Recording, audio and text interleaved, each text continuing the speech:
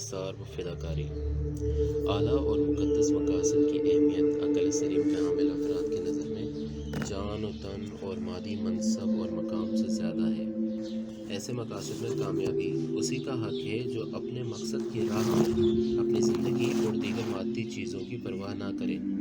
اگر کسی شخص نے مقدس اہداف کو اپنے جسم و جان کے لیے یا مادی ترقی کے لیے پانا چاہا تو یہ ایک دیوانگی ہوگی، کیونکہ مقدس اہداف ایثار کے طلبگار ہوتے ہیں، اور ایثار کا مطلب ہے زندگی سے گزر جانا، اور مادی چیزوں کے لیے زندگی سے ہاتھ دھو لینا جنون ہے۔ لیکن اگر کسی شخص کو مذہبی مقاصد سے اتنا عشق ہو کہ وہ اسے جان و تن اور اپنے مادی زندگی سے زیادہ عزیز ہو، تو ایسی صورت میں ایثار یعنی جان، مال، اولاد، خاندان اور مادی حیثیت کا کھو دینا کامیابی کی علامت سمجھا جائے گا۔ جو لوگ زندگی کو مادہ پرستی کی عینک سے دیکھتے ہیں اور ہر چیز کو مادہ ہی کی خاطر چاہتے ہیں، وہ لوگ پیغمبروں، مقدس رہبروں اور اماموں، عظیم لوگوں، مخلص سیاستدانوں اور مذہبی اور روحانی مقاصد رکھنے والے لوگوں کے ایثار کی صحیح وجہ نہیں بتا سکتے۔ ہو سکتا ہے کہ مادہ پرست لوگ اس ایثار کو افسانہ سمجھیں اور ایسے جاں بازوں پر پاگل ہونے کی تہمت لگا دیں، لیکن جو شخص اپنے ہدف کو مادی زندگی سے زیادہ اہمیت دیتا ہو اور اسی میں اسے اپنا آرام اور سکون محسوس ہوتا ہو کہ اس کا مقصد پورا ہو جائے، وہ مسکراتے چہرے اور دلی جذبات کے ساتھ خود کو خطرناک حادثات کے منہ میں لے کر جاتا ہے۔ اگر حضرت عیسیٰ نے اتنی زحمتیں جھیلیں، یہودیوں کی لعن طعن سنی، تو یہ سب ایک مقدس مقصد کی خاطر تھا جسے وہ اپنی جان سے بڑھ کر سمجھتے تھے۔ امیر المومنین حضرت علی ابن ابی طالب علیہ السلام کا شب ہجرت بستر رسول پر سونا اسی ایثار کا مظہر تھا۔ اگر سید الشہداء امام حسین علیہ السلام نے اپنے اور اپنے باوفا ساتھیوں کے خون سے سرزمین کربلا کو رنگین کیا، تو یہ بھی ہدف سے عشق کا نتیجہ تھا۔ ان کی نظر میں شرافت کے ساتھ پر افتخار موت ذلت کی زندگی سے بہتر تھی۔ ان کی منطق یہی تھی کہ سرخ موت سیاہ زندگی سے بہتر ہے۔ اگر جنگ نہروان میں ایک جوان اپنے اختیار سے امیر المومنین سے قرآن لے کر دشمن کی طرف گیا اور ان کو کتاب خدا کی طرف دعوت دی، یہ جانتے ہوئے بھی کہ اسے دشمن کے تیروں سے چھلنی کر دیا جائے گا، تو یہ بھی مقصد سے اس کے عشق کی وجہ سے تھا۔ وہ چاہتا تھا کہ حق باطل پر کامیاب ہو جائے۔ اگر کولمبس نے امریکہ دریافت کیا تو یہ اس کا ایثار تھا جو اس میں موجود تھا۔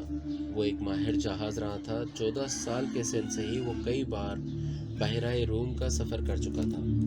کولمبس نے 3 اکتوبر سن 1492 کو 3 جہازوں کے ایک بیڑے کے ساتھ سمندر کا سفر کرنا شروع کیا۔ ان 3 جہازوں کے نام سانتا، ماریا اور نینا تھا۔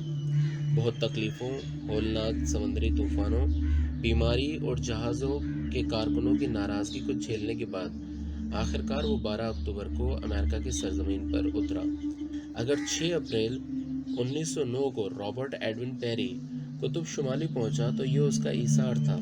یہ امریکی جہاز ران اپنے 5 ساتھیوں کے ساتھ انتہائی سخت زحمتیں برداشت کر کے قطب شمالی پہنچا۔ کپتان خود پیری تھا۔ اس نے وہاں پہنچ کر حساب کتاب کر کے قطب کا صحیح مقام متعین کیا۔ اس کے بعد وہ 36 گھنٹے تک آرام کرتا رہا۔ پیری کی پیر کی انگلیاں سردی کی وجہ سے بالکل ناکارہ ہو گئیں۔ اس کے ساتھی میٹ ہنن نے اس کے آرام کے دوران اس کی ایک پیر کی 4 انگلیاں کاٹ دیں۔ واپسی کے سفر میں اس کے دوسرے پیر کی 5 انگلیاں ناکارہ ہو گئیں۔ مشکلات و مصائب۔ زندگی کے ٹھاٹھے مارتے ہوئے سمندر میں طوفان بھی ہیں اور پہاڑوں جیسی بلند موجیں بھی ہیں۔ حادثات اور حالات کی تند و تیز موجیں عظیم لوگوں کی زندگی کی راہ میں رکاوٹ بننا چاہتی ہیں۔ کامیابی انہی لوگوں کو نصیب ہوتی ہے جو عقل و تدبیر کی کشتی کے ذریعے حالات کے سینے کو چیر کر اپنے لیے راستہ بنائیں، اور علم اور بصیرت کے چپوؤں کے ذریعے سے مشکلات کے سمندر کا مقابلہ کریں، اور اس کے لیے وہی ثابت قدمی درکار ہوگی جس کا ہم نے پہلے ذکر کیا ہے۔ قابل توجہ نکتہ یہ ہے کہ مشکلات کا وجود بذات خود کامیابی کا ایک سبب ہے۔ یہ بات بعض لوگوں کے لیے قابل ہضم نہیں، لیکن اگر وہ غور کریں تو دیکھیں گے کہ جس طرح آگ کی تپش لوہے کو اور مضبوط بنا دیتی ہے، اسی طرح مشکلات اور مصیبتیں انسان کی فکر کو مزید پختہ کر دیتی ہیں اور اسے زندگی کا سبق سکھاتی ہیں۔ قوی اور طاقتور افراد وہ ہیں جنہوں نے زحمتوں کی آغوش میں پرورش پائی ہو، کیونکہ ایسے ہی لوگ مصیبتوں کے طوفانوں کو جھیلنے کی صلاحیت رکھتے ہیں۔ لیکن جنہوں نے نعمتوں کے گہوارے میں پرورش پائی ہو، وہ ایسے نازک پھولوں کی طرح ہیں جو ٹھنڈی ہوا کے جھونکے سے مرجھا جاتے ہیں اور ہوا کا جھکڑ چلے تو اپنی جگہ سے ٹوٹ جاتے ہیں۔ مولائے متقیان حضرت علی علیہ السلام کہ جو قوت بازو، عظمت روح اور حالات کے مقابلے میں ثابت قدمی کے لیے ضرب المثل ہیں، بصرہ کے والی عثمان بن حنیف کے نام اپنے خط کے ایک حصے میں اپنی سادہ غذا کا تذکرہ کرنے کے بعد فرماتے ہیں کہ میں سمجھتا ہوں کہ تم میں سے کوئی بھی یہ کہے گا کہ جب علی ابن ابی طالب کی خوراک یہ ہے تو ضعف و ناتوانی نے اسے حریفوں سے بھیڑنے اور دلیروں سے ٹکرانے سے بٹھا دیا ہوگا، مگر یاد رکھو کہ جنگل کے درخت کی لکڑی مضبوط ہوتی ہے اور تر و تازہ پیڑوں کی چھال کمزور اور پتلی ہوتی ہے، اور صحرائی جھاڑ کا ایندھن زیادہ بھڑکتا ہے اور دیر میں بجھتا ہے۔ دریا کے کنارے پرورش پانے والے درخت نعمت و آرام میں رہتے ہیں، مشکلات اور مصائب کے عادی نہیں ہوتے، لیکن بیابان کے درخت مشکلات کی آغوش میں پروان چڑھتے ہیں، وہ مصیبتوں کے فرزند ہوتے ہیں۔ ان کی پرورش جھلسا دینے والی دھوپ، گرم ہوائیں اور پانی کی قلت میں ہوتی ہے۔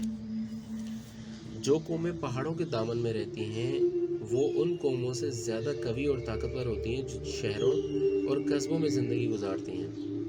پہاڑوں کے دامن میں رہنے والے لوگ اگرچہ کہ زندگی کے وسائل سے محروم ہوتے ہیں، لیکن وہ شہریوں سے زیادہ سردی، گرمی اور مشکلات کا مقابلہ کر سکتے ہیں۔ مصیبت اگر سر پر ہو تو انسان اسے ہٹانے کے لیے اپنی ذہنی صلاحیت استعمال کرتا ہے، وہ ایک سے ایک ترکیبیں سوچتا ہے۔ در حقیقت مشکلات چارہ جوئی اور حل تلاش کرنے کی صلاحیت کو ابھارتی ہیں اور اس کا شوق دلاتی ہیں، اور شوق ترقی کی سیڑھی ہے۔ سائنس اور صنعت کی دنیا میں نام پیدا کرنے والی عظیم شخصیتیں زندگی بھر سختیوں اور محرومیوں کا شکار رہی ہیں۔ اسی وجہ سے نیپولین کہتا تھا کہ سختیاں اور تکلیفیں انسان کے ہوش کو مزید تیز کر دیتی ہیں اور اس طرح زیادہ بہتر نتیجہ برآمد ہوتا ہے۔ گوئٹے کہتا تھا کہ حادثات کے طوفان انسان کی روح اور اس کے اخلاق کو قوت بخشتے ہیں۔ جن والدین کو ہمیشہ یہ فکر ہوتی ہے کہ ان کی اولاد حالات کی سختیوں اور مصیبتوں میں مبتلا نہ ہو، وہ اپنے بچوں کو نازک مزاج بنا دیتے ہیں، وہ سخت غلط فہمی کا شکار ہوتے ہیں۔ ایسے بچے سخت حالات کے طوفان میں دریا کے کنارے اگے ہوئے بید کے درخت کی طرح ہوا کے ہر جھونکے پر لرز جاتے ہیں۔ مصیبتوں کے بگولے انہیں گھاس کے تنکوں کی طرح ادھر سے ادھر پھینک دیتے ہیں، لیکن جنہوں نے مصیبتیں اور زحمتیں برداشت کی ہوں وہ پہاڑ کی ان چوٹیوں کی مانند ہوتے ہیں جن کا ہواؤں کا زبردست طوفان بھی کچھ نہیں بگاڑ سکتا۔ اسی طرح سیلاب ہمیشہ نرم زمینوں کو تباہ کرتا ہے، لیکن سخت زمینوں پر اس کا کوئی برا اثر نہیں پڑتا۔ سخت حالات کا سیلاب قوی اور سخت لوگوں کے آگے بے اثر ہو جاتا ہے، لیکن ناتوان افراد اپنے پیروں پر کھڑے نہیں رہ سکتے۔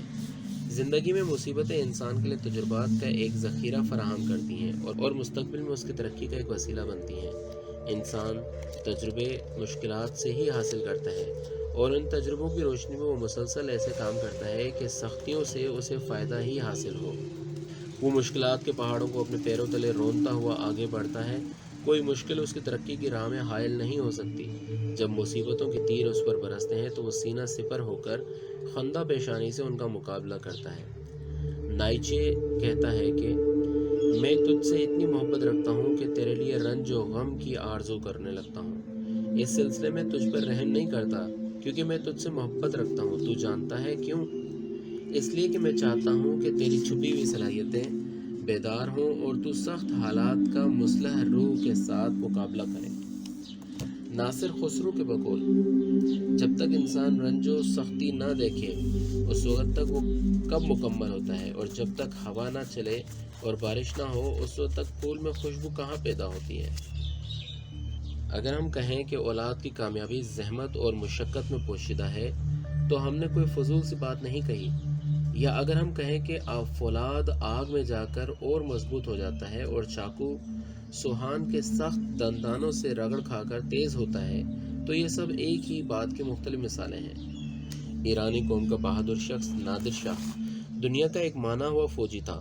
اس کی سمجھداری، اپنے کام سے واقفیت اور اس کا جذبہ، یہ سب تاریخ کے صفات میں ثبت ہیں۔ اس نے بدترین حالات میں کام کو اپنے ہاتھ میں لیا تھا۔ اس دور میں مٹھی بھر افغانیوں نے ایران کی قدیم قوم کو قدموں تلے جگہ دے رکھی تھی۔ عثمانی ترکوں نے ایران کے شمالی مغربی حصے پر قبضہ کر رکھا تھا۔ ہالینڈ اور انگلستان نے ایران کے جنوب اور خلیج فارس کو اپنے تسلط میں لے لیا تھا، اور وہ لوگ چاہتے تھے کہ جنوبی ایران کو ایک دوسرا ہندوستان قرار دے دیں۔ نادر شاہ سے پہلے کے حاکم کے عیش و طرب اور ناز و نام کی زندگی کی وجہ سے ملک کا انتظام اس کے قابو سے باہر ہو گیا تھا، لیکن پھر نادر جیسا مرد اٹھا جس نے جھلسا دینے والی دھوپ کے نیچے اور بیابانوں کی تپتی ہوئی ریت کے اوپر پرورش پائی تھی، اور جس نے زندگی کے طوفانوں سے مقابلہ، جنگ اور شمشیر زنی کو اپنی عادت بنا لیا تھا۔ زندگی کے سخت حالات اور ایران کی ذلت آمیز کیفیت نے اس کے روح اور جسم کو ایک پوری قوم کے جسم و روح کی طرح غضبناک کر دیا تھا۔ نادر شاہ نے اپنی غضبناک روح اور اپنے فولادی ارادے سے کام لے کر مملکت ایران کو دشمن کی گندگی سے پاک کیا، اور اس طرح اس کا نام دنیا کے عظیم ترین فوجیوں میں گنا جانے لگا۔ سختیاں اور مشکلات انسان کی شخصیت کو سنوارتی ہیں، کیونکہ انسان مشکلات کو دور کرنے کے لیے اپنی دماغی صلاحیت کو استعمال کرتا ہے۔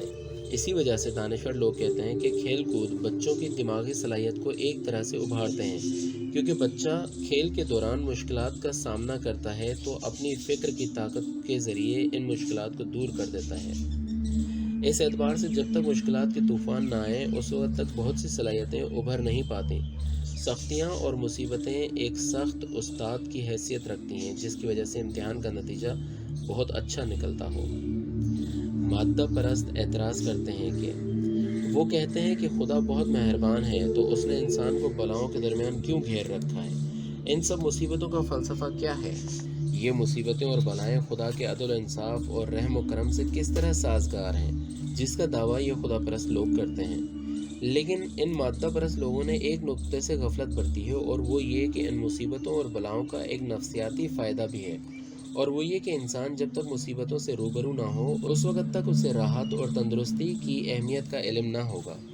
اس کے علاوہ معاشرے میں بڑھتے ہوئے ظلم و ستم کو روکنے کے لیے ان مصیبتوں کا ہونا ضروری ہے، کیونکہ انسان کو اپنی زندگی میں ایک خطرے کی گھنٹی کی سخت ضرورت ہوتی ہے تاکہ وہ خود کو ظلم و ستم سے بچا سکے۔ اگر مصیبتیں نہ ہوں تو انسان خود پرست اور مغرور ہو جائے گا۔ اس لحاظ سے یہ آفتیں اور بلائیں دلوں کے زنگ کو دھو دیتی ہیں اور دلوں کو مہر و محبت عطا کرتی ہیں۔ ہم کو کبھی یہ نہیں سوچنا چاہیے کہ ہم مشکلات کے بغیر بھی بڑے سے بڑے مقصد کو پا سکتے ہیں۔ بہت سے سائنسدانوں نے مشکلات اور وسائل کی کمی کی ہی وجہ سے بڑی بڑی کامیابی حاصل کی۔ مثلاً فرگوسن نے چھوٹی سی چھری کی مدد سے لکڑی کی ایک گھڑی تیار کی تھی۔ نیوٹن نے ایک خوردبین اور ایک کاغذ کے ٹکڑے کے ذریعے سے روشنی کا تجربہ کیا اور 7 رنگوں کے اصول کو دریافت کیا۔ جب ویلنگٹن نامی فزکس کے ماہر کی تجربہ گاہ کا معائنہ کیا گیا تو چند بوتلوں، چند کاغذوں، ایک گھڑی اور ایک تھرمامیٹر کے علاوہ وہاں کچھ بھی نہیں پایا گیا۔ فرگوسن راتوں کو شہر سے باہر نکل جاتا تھا، میدان میں چت لیٹ جاتا تھا اور ستاروں کے درمیان فاصلوں کا اندازہ ایک تسبیح کی مدد سے لگاتا تھا۔ ویٹن ہاؤس نامی مشہور ماہر فلکیات سورج گرہن اور چاند گرہن کا حساب زراعت میں استعمال ہونے والے نازک کاغذ کے دستے پر لگاتا تھا۔ سختیاں انسان کو مردانگی کی صفات سے آراستہ کرتی ہیں۔ زندگی کے تمام منصب اور روحانی یا مادی عہدے مشکلات کے رہین منت ہوتے ہیں۔ ان کے لیے ان مشکلات پر کامیابی حاصل کرنا لازمی ہوتا ہے۔ صاحب تبریزی کہتے ہیں کہ جب تک پالش نہ ہو اس وقت تک آئینے میں نقص رہتا ہے۔ جو شخص بھی پیر کی مار کھائے گا وہ اپنے کام میں بینا ہو جائے گا۔ واقعی اسی طرح ہے، جو لوگ اپنی زندگی کے آغاز ہی سے خوش قسمتی سے کامیاب رہے ہیں لیکن زمانے کی مصیبتوں سے گھبراتے ہیں، ان کی کامیابی برقرار رہنے کا امکان کم ہوتا ہے۔ لیکن جس جوان نے اپنی زندگی میں ناکامی بھی دیکھی اور کامیابی بھی، اس کی زندگی کامیاب گزرنے کے امکانات زیادہ ہیں، کیونکہ اس نے زندگی کے آغاز ہی سے مشکلات کا مقابلہ کرنا سیکھ لیا ہے۔